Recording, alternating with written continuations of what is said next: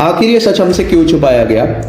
मौनी अमावस्या वाले दिन, जिस दिन दूसरा शाही स्नान था, महाकुंभ में दो जगह भगदड़ हुई, परंतु हमें जो जानकारी दी गई थी वो सिर्फ एक ही जगह की दी गई थी, और जो दूसरी जगह थी वहां की इंफॉर्मेशन हमसे क्यों छुपाई गई? और ये जो भगदड़ हुई थी इसका एक्चुअल जिम्मेदार कौन है? शासन है, प्रशासन है या सरकार है? मौनी अमावस्या वाले दिन 29 जनवरी को सुबह सुबह 3 बजे त्रिवेणी संगम पे पहली भगदड़ का इंसिडेंट हुआ, जिसका रीज़न ये था कि जो श्रद्धालु थे वो एक दिन पहले ही रात में त्रिवेणी संगम के घाट पे जाके सो गए थे, और शासन और प्रशासन ने उन्हें पहले से ही अलर्ट करा था कि अगले दिन काफ़ी ज़्यादा संख्या में जो लोग हैं वो त्रिवेणी संगम पे स्नान करने आएंगे, आप लोग टाइम से हट जाइए। और उन लोगों ने प्रशासन की बात बिल्कुल भी नहीं मानी और नज़रअंदाज कर दी, और काफ़ी सारी मीडिया रिपोर्ट्स ने इस चीज़ को कवर भी करा कि सुबह सुबह त्रिवेणी संगम पे कई लोग अपनी जान गंवा चुके थे। परंतु दूसरी जगह झूसी एक जगह है प्रयागराज महाकुंभ में ही, वहाँ पे भी सेम भगदड़ हुई थी, लेकिन किसी भी मीडिया रिपोर्ट ने उसको कवर नहीं करा। और इवन दो जो पुलिसकर्मी थे या जो भी हमारा शासन था वहाँ पे लोगों की जान बचाने आखिर क्यों नहीं गया, और वहाँ पे ऐसा क्या हुआ था? लल्लन टॉप की एक मैं वीडियो रिपोर्ट देख रहा था जिसमें दिखाया गया कि एक हल्दीराम का स्टोर था, और उसमें तकरीबन काफ़ी ज़्यादा संख्या में जो श्रद्धालु थे वो घुसे पड़े थे अपनी जान बचाने के लिए, और बाहर लोग एक दूसरे के ऊपर गिरे पड़े थे। और कुछ लोग जिनकी किस्मत अच्छी थी, जो हल्दीराम स्टोर के अंदर जा चुके थे, उनमें से भी काफ़ी लोग अपनी जान गंवा चुके थे। हालांकि हल्दीराम स्टोर में जो काम करने वाले कर्मचारी थे उन्होंने इस इंसिडेंट के बारे में पूरा बताया कि काफ़ी ज़्यादा संख्या में जो श्रद्धालु थे वहाँ पे भाग रहे थे, और बहुत ही बुरा हाल हो चुका था भगदड़ की वजह से। तो उन्होंने हेल्प करने के लिए काफ़ी लोगों को अपने जो स्टोर था उसमें शरण दी ताकि लोग अपनी जान बचा पाएँ। पर भीड़ इतनी ज़्यादा अमाउंट में थी कि लोगों का दम घुटने की वजह से भी काफ़ी लोग अपनी जान गंवा चुके थे, और तकरीबन जो वो स्टोर का जो एरिया था उसके 200 मीटर के अराउंड 25 से 30 श्रद्धालु जो थे वो ऑलरेडी मर चुके थे, और कितने श्रद्धालु जो घायल हुए थे उसकी जानकारी तो अभी तक किसी को पता ही नहीं है।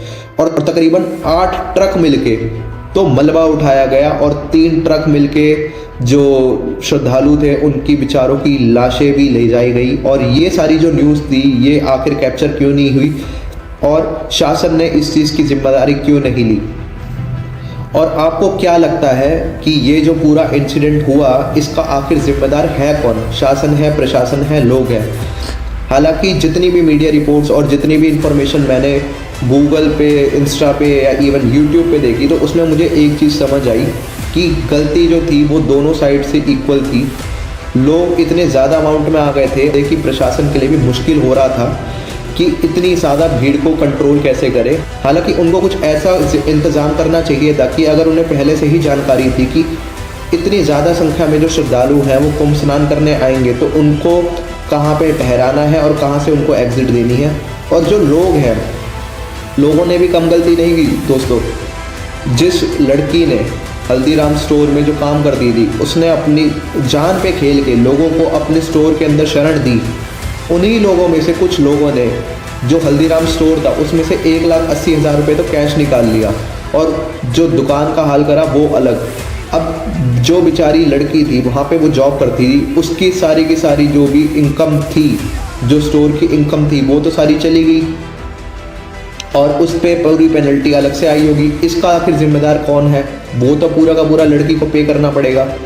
दूसरी चीज़ ये थी कि जब त्रिवेणी संगम पे ये पूरा इंसिडेंट हुआ था भगदड़ का, एक दिन पहले तकरीबन जब रात में 12-1 बजे के करीब जब श्रद्धालु त्रिवेणी संगम पर इकट्ठा होना शुरू हो गए थे, और प्रशासन ने उन्हें पहले से ही अलर्ट करा था, तो उन्होंने प्रशासन की बात क्यों नहीं मानी? दोस्तों, प्रशासन जो है वो हमारे और आपके सहयोग के लिए ही वहाँ पे काम कर रहा है। अगर हम उन्हीं की बातों को सीरियस नहीं लेंगे तो ऐसा कैसे चलेगा? सपोर्ट हम दोनों को करना चाहिए था, शासन को भी और लोगों को भी। और तीसरी जो अटकलें लगाई जा रही हैं वो ये है कि ये जो पूरा इंसिडेंट था ये एक प्लान्ड वे था यूपी गवर्नमेंट को डिफेम करने का, क्योंकि कुछ इंस्टा पे वीडियोस भी वायरल हो रही हैं जिसमें यूपी गवर्नमेंट की जो एंटी पॉलिटिकल पार्टीज है उनके कुछ लोग थे वो वहाँ पे नारेबाजी कर रहे थे और धक्के दे रहे थे लोगों को। तो क्या उस रीज़न से पूरी की पूरी जो भीड़ थी वो भड़की? इस पूरे के पूरे इंसिडेंट को यूपी गवर्नमेंट ने काफ़ी सीरियसली लिया है और इवन जो हमारे सीएम योगी हैं उन्होंने भी पूरा इंटरव्यू दे के इस पूरी जानकारी के बारे में अपना दुख जताया और उन्होंने क्लियर बोला है कि पूरा जो इंसिडेंट हुआ है के लिए एक प्रॉपर कमेटी बनाई गई है जो सारी की सारी डिटेल्स को इकट्ठा कर रही है और ये जानने का प्रयास कर रही है कि ये आखिर ऐसी भगदड़ हुई क्यों और ऐसा क्या माहौल वहाँ पे क्रिएट हो गया था कि इतने लोग जो थे वो अपनी जान गंवा बैठे।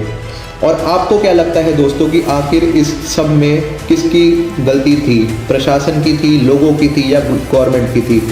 और अगर आपको ये वीडियो अच्छी लगी हो और अगर आप चाहते हो कि इस पूरे टॉपिक में मैं आगे भी और डिटेल्ड वीडियोस आपके सामने लाता रहूं तो जो हमारा जो चैनल है विचित्र प्राणी, इसको प्लीज़ सब्सक्राइब करो और जो हमारा इंस्टा हैंडल जो नीचे मेंशन आ रहा है इसको फॉलो कर लो और हमारी जो वीडियोस है इसको जितना हो सके शेयर करो ताकि मुझे भी आपका सपोर्ट मिले और मैं ऐसी डिटेल्ड वीडियोस आपके सामने लाता